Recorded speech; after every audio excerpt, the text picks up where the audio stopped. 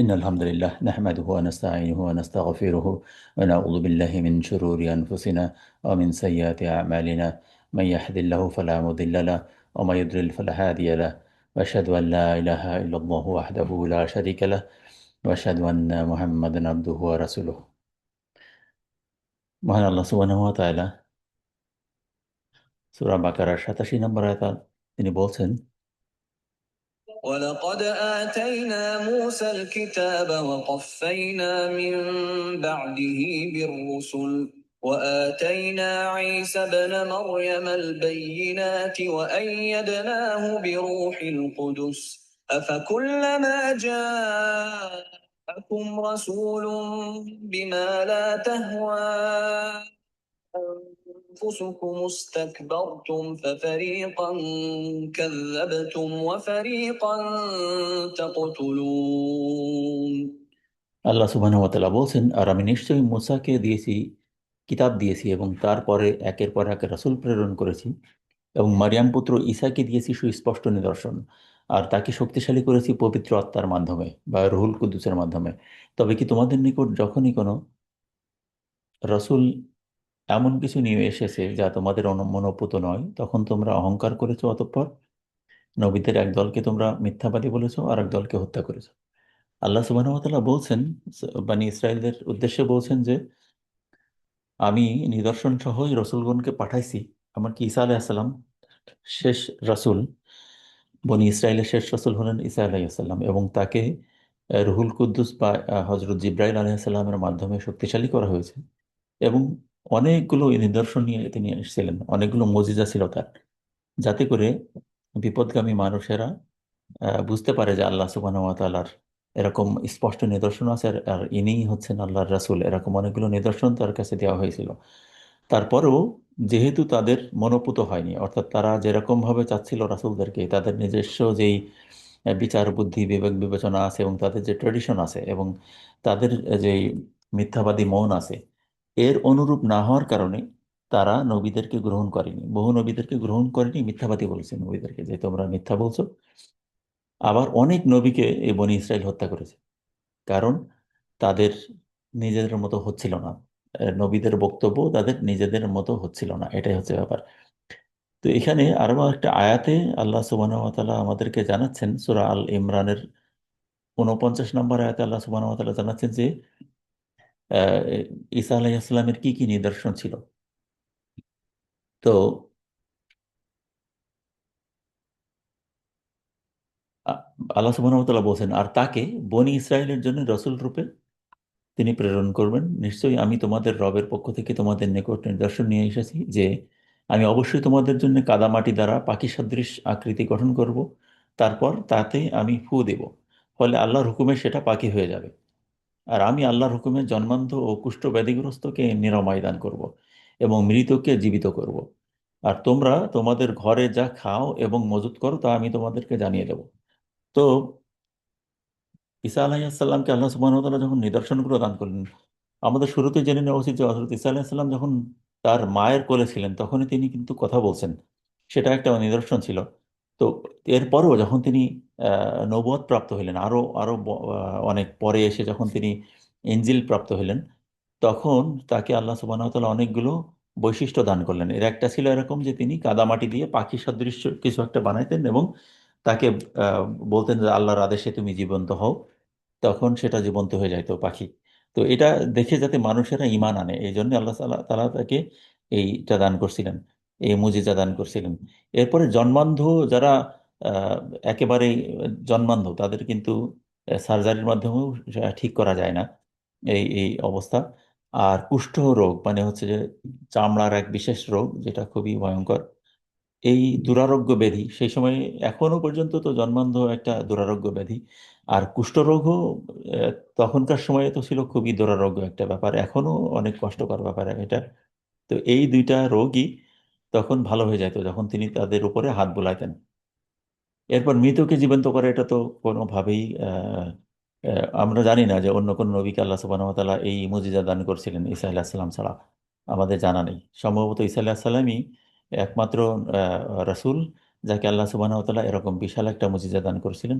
সেটা এরকমও না যে তিনি যত্রতত্র যেখানে সেখানে মৃত মানুষদেরকে জীবন্ত করে দিচ্ছেন, এরকম না। কখনো যদি প্রয়োজন হইতো তখন তিনি এই মৃতকে জীবিত করে দেখাইতেন, যাতে করে হচ্ছে বিপদগামী মানুষেরা বুঝতে পারে যে তিনি আল্লাহর রাসূল, এবং তারা যেন ঈমান আনে আল্লাহর উপরে। এটাই ছিল উদ্দেশ্য, এরকম না যে তার নিজস্ব কোনো ক্ষমতা প্রদান করা। এবং আল্লাহ ঈসা আলাইহিস সালাম কখনোই বলেননি যে এটা আমার নিজস্ব ক্ষমতা, বরং আল্লাহর ইচ্ছাই এটা জীবিত হোক, এরকম কথা তিনি বলতেন। আর রুহুল কুদ্দুস মানে হচ্ছে যে আমরা জানি যে খ্রিস্টানরা যেটা বলে যে হোলি গোস্ট, আসলে সেটা মূলত রুহুল কুদ্দুস বা জিব্রাইল আলাইহিস সালামকে মিন করে। তো আল্লাহ সুবহানাহু ওয়া তাআলা বলছেন যে তাকে শক্তিশালী করা হয়েছে রুহুল কুদ্দুসের মাধ্যমে, মানে হচ্ছে যে জিব্রাইল আলাইহিস সালামের মাধ্যমে। ফেরেশতা জিব্রাইল আলাইহিস সালাম কে আল্লাহ সুবহানাহু ওয়া তাআলা স্পেশাল এই গুণ দান করছেন যে তিনি কাউকে সাহায্য করতে পারেন। নবীদের সাথে তারা ছিলেন, এবং নবীদের কাছে জিব্রাইল আলাইহিস সালাম ওহী নিয়ে আসতেন। এটা হচ্ছে 87 নম্বর আয়াত গেল। পরের আয়াত হচ্ছে وقالوا قلوبنا غلف بل لعنهم الله بكفرهم فقليلا ما يؤمنون। আল্লাহ সুবহানাহু ওয়া তাআলা বলছেন, আর তারা বলল আমাদের অন্তরসমূহ আচ্ছাদিত, বরং তাদের কুফরির কারণে আল্লাহ তাদেরকে লানত করেছেন, অতঃপর তারা খুব কমই ঈমান আনে। তো যখন ঈসা আলাইহিসসালাম তাদের কাছে আল্লাহ দিন নিয়ে গেল, আহ, আহ, ইনজিলের বাণী নিয়ে গেল আল্লাহর পক্ষ থেকে, আল্লাহর বাণী যখন তাদের কাছে নিল, তখন তারা উপেক্ষা করলো এবং তারা বললো যে তোমরা এমন কিছু বলছো তুমি, যেটা আমাদের সাথে মিলছে না, এটা আমাদের অন্তরে এটা প্রবেশ করছে না, এটা কি বলছো তুমি, এটা তো কিছু আমাদের কাছে মিনিংলেস মনে হচ্ছে এই বিষয়টা।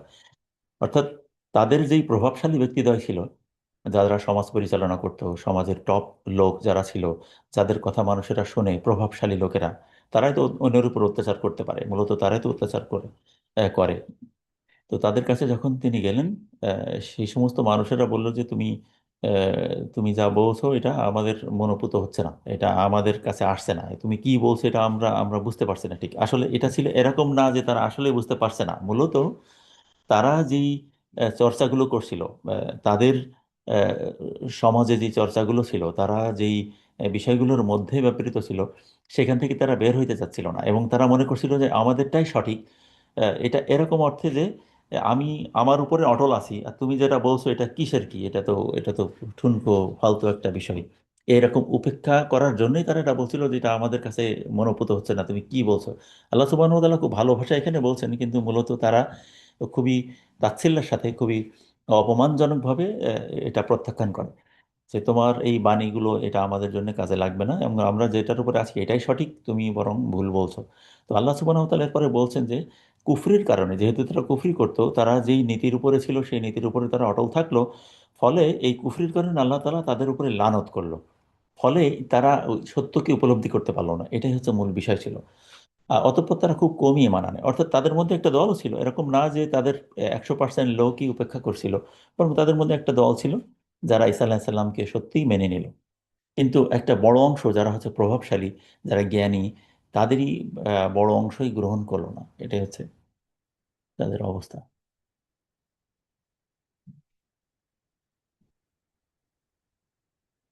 পরের আয়াতে আল্লাহ সুবহানাহু ওয়া তাআলা বলছেন, ولما جاء كتاب من عند الله مصدق لما معهم وكانوا من قبل يستفتحون على الذين كفروا فلما جاءهم ما عرفوا كفروا به فلعنة الله على الكافرين। আল্লাহ সুবহানাহু ওয়া তাআলা 89 নম্বর আয়াতে আল্লাহ সুবহানাহু ওয়া তাআলা বলছেন, আর যখন তাদের কাছে তাদের সাথে যা আছে, অর্থাৎ তাদের কাছে আছে তাওরাত, তাদের কাছে আছে তাওরাত, আর যখন তাদের কাছে তাদের সাথে যা আছে আল্লাহর পক্ষ থেকে তার সত্যায়নকারী কিতাব এলো, অর্থাৎ আল কোরআন আসলো। আল্লাহ সুবহানাহু ওয়া তাআলা বলছেন যে তাদের কাছে যা আছে, মানে তাওরাত তাদের কাছে আছে। এরপর যখন রাসূল সাল্লাল্লাহু আলাইহি সাল্লামের মাধ্যমে আল কোরআন তাদের কাছে আসলো, অথচ তারা পূর্বে কাফিরদের উপর বিজয় কামনা করত।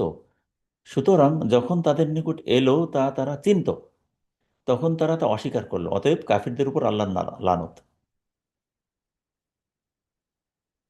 আর একটা ভার্সন হচ্ছে এরকম, তাদের কাছে যা আছে তার সমর্থক কিতাব যখন আল্লাহর নিকট থেকে আসলো, যদিও পূর্বে কাফিরদের বিরুদ্ধে তারা এর সাহায্যে বিজয় প্রার্থনা করত, আর সেটাকে তারা চিনতেও পারল, তবুও যখন তা তাদের নিকট আসলো তখন তারা তা অবিশ্বাস করলো, সুতরাং অবিশ্বাসীদের উপর আল্লাহর অভিসম্পাত। আর একটা অনুবাদ পড়লাম আর কি। এখানে স্পষ্টভাবে আল্লাহ সুবহানাহু ওয়া তাআলা বলছেন, তার আগে আমরা একটা প্রেক্ষাপট জেনে নিই যে আহ, মদিনাতে যে তিনটা গ্রুপ ছিল ইহুদিদের, এরা মদিনাবাসীকে, শুধু মদিনাবাসীকে না, আরববাসীকে, পুরো আরববাসীকে থ্রেট করত। যখনই এদের সাথে অন্যদের কোনো যুদ্ধ হইতো বা কোনো বিবাদ হইতো বা কিছু না হোক, এরা মানুষদেরকে বলতো যে আমরা তোমাদের উপর বিজয়ী হব, আমাদের একটা নবী আসার কথা, আমাদের শেষ রাসূল আসার কথা, সেটা খুব বেশি দূরে না, তিনি যখন আমাদের কাছে আসবেন আমরা তাকে নিয়ে তোমাদের উপর বিজয়ী হব, তোমরা আমাদের উপরে এখন পারলে অত্যাচার করে নাও, কোনো সমস্যা নেই, কিন্তু তিনি আসলে তোমাদেরকে আমরা দেখে নেব, এরকম থ্রেট করতো। আল্লাহ সুবহানাহু ওয়া তাআলা সেই বিষয়টি বলছেন, এবং সিরাতে ওই বিষয়গুলো আছে, হাদিসে ওই বিষয়গুলো আছে যে তারা মানুষদেরকে থ্রেট করতো, হুমকি দিত যে আসলে তোমাদেরকে ধ্বংস করে ফেলবো, বা এদের তোমাদের উপরে সবার উপরে বিজয়ী থাকবো আমরা, এরকম অনেক কথা তারা বলতো। কিন্তু বাস্তবে যখন রাসূলুল্লাহ সাল্লাল্লাহু আলাইহি ওয়াসাল্লাম তাদের কাছে গেল আল কোরআন নিয়ে, তখন তারা তা প্রত্যাখ্যান করলো, তারা তা গ্রহণ করলো না। কেন করলো না? কারণ তারা মনে করছিল যে তাদের বংশে আসবে রাসূল সাল্লাল্লাহু আলাইহি ওয়াসাল্লাম, অর্থাৎ বনি ইসরায়েলের মধ্যে আসবে রাসূল সাল্লাল্লাহু আলাইহি ওয়াসাল্লাম। তো এই হিংসার কারণে, যে যদিও সত্য নবী, কিন্তু তারা তাকে আমরা গ্রহণ করব না কারণ সে আমাদের বংশের মধ্যে থেকে আসেনি, এই কারণেই তারা গ্রহণ করেনি, তাদের এই অধ্যত্ব ছিল এই বিষয়গুলোর উপরে। ফলে তাদের উপরে আল্লাহর অভিসম্পাত, আল্লাহ সুবহানাহু ওয়া তাআলা সেটা বলছেন এখানে।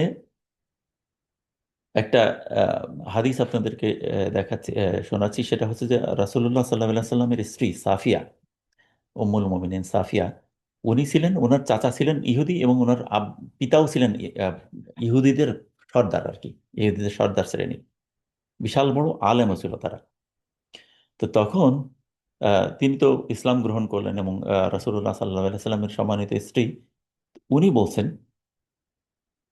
যে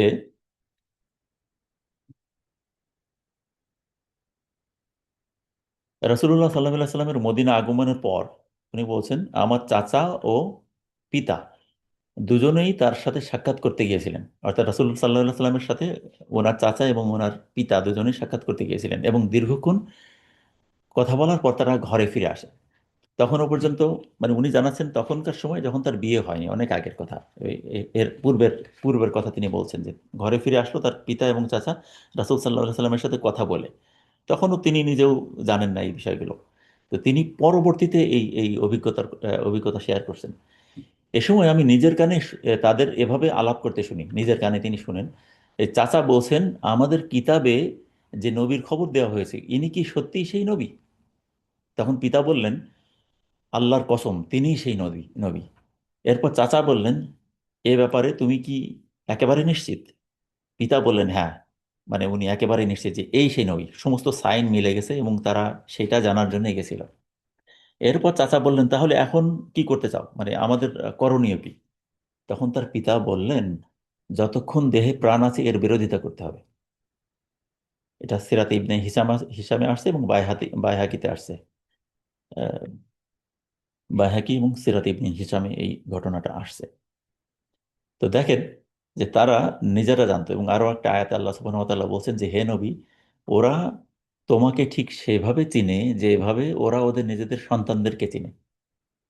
এভাবে আল্লাহ তাআলা বলছেন যে ওরা নিশ্চিতভাবে চিনে যে তুমি হচ্ছ সেই রাসূল, এবং নিশ্চিতভাবে আল কোরআন সত্য কিতাব, কিন্তু তারা তা গ্রহণ করছে না তাদের এই কারণে।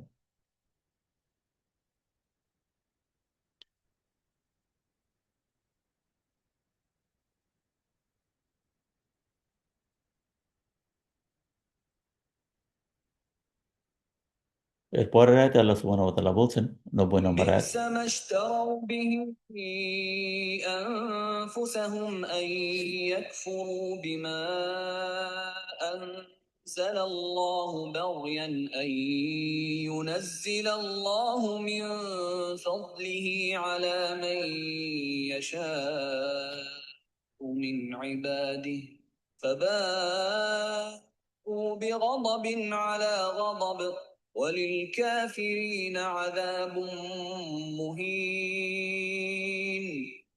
এরপর আল্লাহ সুবহানাহু ওয়া তাআলা যেহেতু অনেকগুলো ঘটনা ঘটে গেছে, তখন আল্লাহ সুবহানাহু ওয়া তাআলা বলছেন এই ইহুদিদের ব্যাপারে, যার বিনিময়ে তারা নিজেদের বিক্রয় করেছে তা কত জঘন্য। তা এই যে আল্লাহ যা নাজিল করেছেন তা তারা অস্বীকার করেছে, এবং জিদের বশবর্তী হয়ে, যে আল্লাহ তার বান্দাদের মধ্য থেকে যাকে ইচ্ছা তার উপর অনুগ্রহ নাজিল করেছেন, সুতরাং তারা ক্রোধের উপর ক্রোধের অধিকারী হলো। আর কাফিরদের জন্য রয়েছে লাঞ্ছনাকর আযাব।